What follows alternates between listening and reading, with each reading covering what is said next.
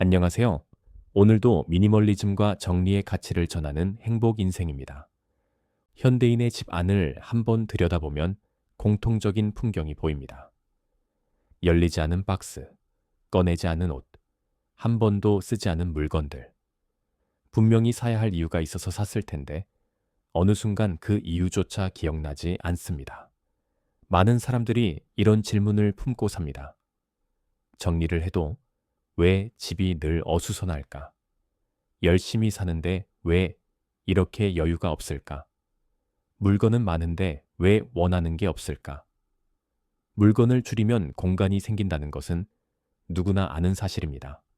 하지만 미니멀리즘을 실제로 실천한 사람들이 공통적으로 말하는 것은 그게 전부가 아니라는 점입니다.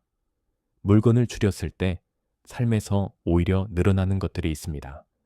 그리고 그것들은 대부분 처음에는 전혀 예상하지 못했던 것들입니다. 오늘은 그 5가지를 구체적으로 살펴보겠습니다. 첫 번째, 시간이 늘어납니다. 시간이 없다는 말은 현대인이 가장 자주 하는 말 중 하나입니다. 그런데 시간이 정말로 없는 걸까요? 아니면 시간이 어디로 사라지는지 모르는 걸까요? 물건이 많은 환경에서 하루를 분석해보면 흥미로운 숫자가 나옵니다. 아침에 입을 옷을 고르는데 평균 15분, 필요한 물건을 찾는데 10분, 집에 돌아와 어질러진 공간을 정리하는데 30분. 이것만 합쳐도 하루에 1시간 가까운 시간이 물건 때문에 소모됩니다. 1년으로 환산하면 365시간, 즉 15일이 넘는 시간이 사라지는 셈입니다. 이 현상의 핵심에는 결정 피로가 있습니다. 선택지가 많으면 많을수록 오히려 결정의 질이 떨어지고 심리적 피로가 쌓이는 것이지요. 옷장의 선택지가 50벌인 것과 10벌인 것. 어느 쪽이 빠르고 명쾌한 결정으로 이어질까요?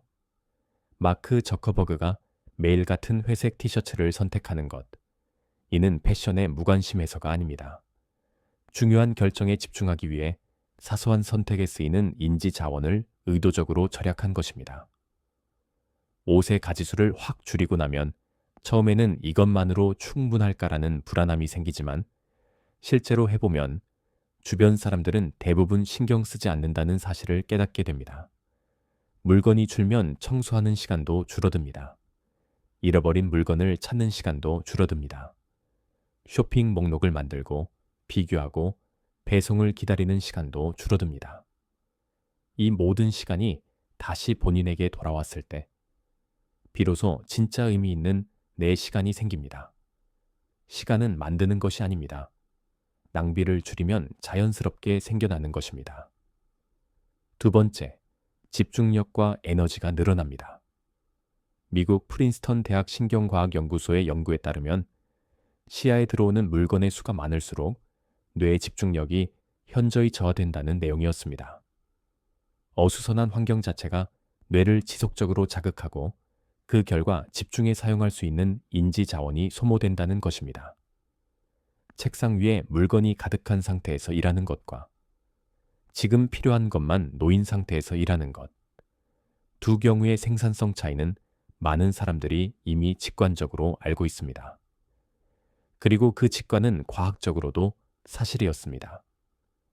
실제로 재택근무자들을 대상으로 한 연구에서 홈오피스 환경을 정리한 이후 같은 시간 동안 처리하는 업무량과 집중 지속 시간이 모두 향상된 사례가 보고됩니다. 물건이 시야에서 사라지면 뇌가 불필요하게 처리하던 배경 자극도 함께 줄어들기 때문입니다. 여기서 더 에너지 소모의 문제를 짚어볼 필요가 있습니다. 물건을 소유한다는 것은 그 물건에 대한 관리 책임도 함께 소유한다는 의미입니다. 옷이 많으면 세탁하고 개고 관리해야 합니다. 가구가 많으면 위에 쌓이는 먼지를 닦아야 하고 전자제품이 많으면 충전하고 업데이트하고 고장나면 수리해야 합니다. 하나하나는 작은 것처럼 보이지만 이것들이 쌓이면 상당한 정신적 부담이 됩니다. 심리학에서는 이 현상을 오픈 루프라고 부릅니다. 완료되지 않은 과제들이 의식의 배경에서 지속적으로 처리 신호를 보내는 상태입니다. 아직 정리 안 했어. 저건 곧 수리해야 해. 이건 언제 팔지? 라는 신호들이 뇌의 백그라운드에서 끊임없이 실행되는 것입니다. 물건이 줄면 오픈 루프의 수가 줄어듭니다. 뇌가 처리해야 할 미완료 과제가 적어지면 더 또렷하게 생각하고 더 오래 집중하고 하루가 끝났을 때 덜 지쳐있게 됩니다. 피로의 상당 부분은 많이 일해서가 아니라 너무 많은 것들을 관리하고 있어서 비롯됩니다. 세 번째, 돈이 늘어납니다. 물건을 줄이면 돈이 절약된다는 것은 직관적으로 알 수 있습니다. 하지만 실제로는 예상보다 훨씬 다양한 방식으로 재정적 여유가 생깁니다. 그 첫 번째 이유는 충동 구매의 감소입니다. 미니멀리즘을 실천하다 보면 새로운 물건을 들이기 전에 자연스럽게 스스로에게 묻게 됩니다. 이게 정말 내 삶에 필요한가? 이미 가진 것으로 해결할 수 없는가? 이 두 가지 질문만으로도 한 달 지출의 상당 부분이 사라집니다. 소비자 행동 연구에 따르면 충동 구매는 많은 경우 단순한 계획 부재가 아니라 강렬한 감정적 충동에 의해 촉발됩니다.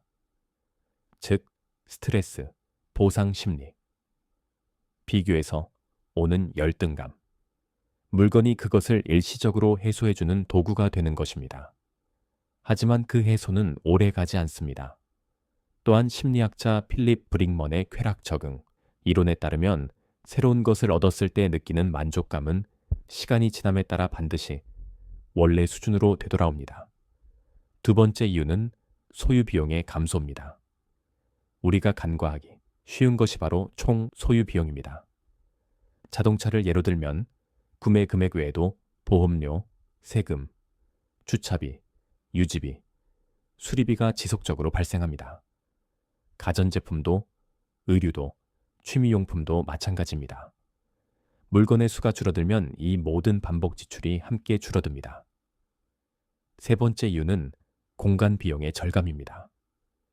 수납 문제를 해결하기 위해 더 큰 집으로 이사를 가거나 추가 수납 가구를 구입하는 경우가 많습니다.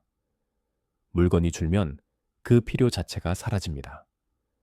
작은 공간에서도 충분히 더 여유롭게 살 수 있게 됩니다. 미니멀리즘을 실천한 사람들이 공통적으로 보고하는 것 중 하나가 1년 이내에 월 지출이 줄어든다는 경험입니다. 그리고 그 절약된 돈은 대부분 여행, 교육, 경험에 재투자됩니다. 미국 코넬 대학의 토마스 길로비치 교수의 연구는 이 흐름을 뒷받침합니다. 사람들은 물건을 구입했을 때보다 경험에 투자했을 때 더 높고 더 오래 지속되는 행복감을 느낀다고 합니다. 물건은 시간이 지남에 따라 당연한 것이 되지만 경험은 기억으로 남아 반추할 때마다 다시 가치를 발휘하기 때문입니다. 물건에 쓰이던 돈이 삶으로 옮겨갈 때 만족도의 총합은 오히려 높아집니다.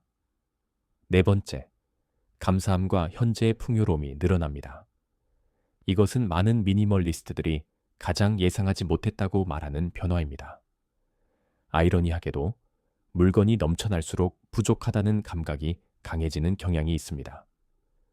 새로운 스마트폰이 출시되면 현재 기기가 구식으로 느껴지고 SNS에서 타인의 인테리어 사진을 보면 내 공간이 초라하게 느껴집니다. 이것만 있으면 저것만 사면이라는 생각이 끊이질 않습니다. 이 욕구의 쳇바퀴 현상은 새로운 것을 얻는 순간에는 만족감이 올라가지만 시간이 지나면 곧 그것이 기준이 되고 다시 새로운 무언가를 원하게 됩니다. 이 쳇바퀴는 더 많이 가질수록 빠르게 돌아갑니다. 반면 의도적으로 소비를 줄이고 물건을 줄이면 비교 대상 자체가 줄어들고 그 결과 지금 가진 것의 가치가 상대적으로 높아집니다. 매일 마시는 커피 한 잔의 향이 다르게 느껴지고 오래 사용한 물건에 애착이 생기고 창문으로 들어오는 햇살이 고마워집니다. 불교 철학에서는 이것을 소욕지족이라 합니다. 욕심을 줄이고 만족할 줄 아는 것이 곧 풍요로움이라는 의미입니다. 우리의 뇌는 기본적으로 비교를 통해 가치를 평가합니다. 비교 대상이 줄어들면 현재 가진 것의 인식 가치가 자연히 올라갑니다. 이것은 의지력의 문제가 아니라 인식의 재보정입니다. 소비사회는 끊임없이 메시지를 보냅니다. 지금 가진 것으로는 부족하다. 더 있어야 행복해진다. 미니멀리즘은 그 메시지에 처음으로 비판적 시선을 던지는 연습입니다. 그리고 그 연습은 단순히 물건을 줄이는 것에서 그치지 않습니다. 삶의 주도권이 소비 시스템에서 자신에게로 돌아오는 경험이기도 합니다. 5번째, 자기 자신에 대한 이해가 늘어납니다.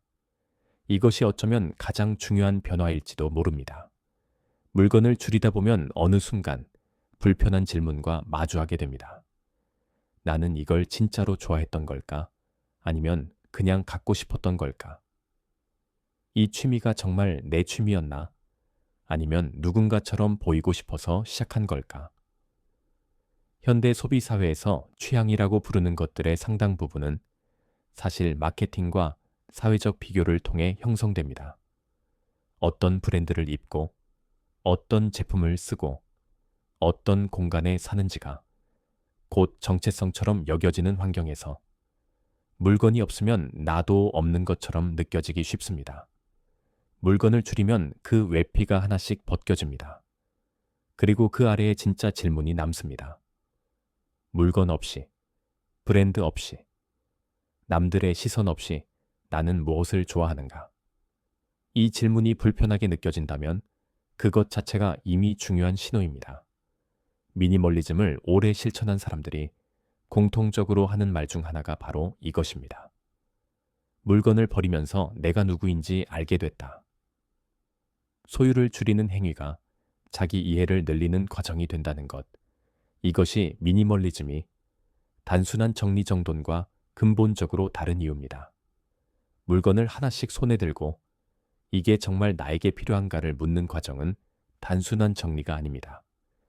그것은 내가 무엇을 소중히 여기는지, 어떤 삶을 살고 싶은지를 스스로에게 묻는 일이거든요.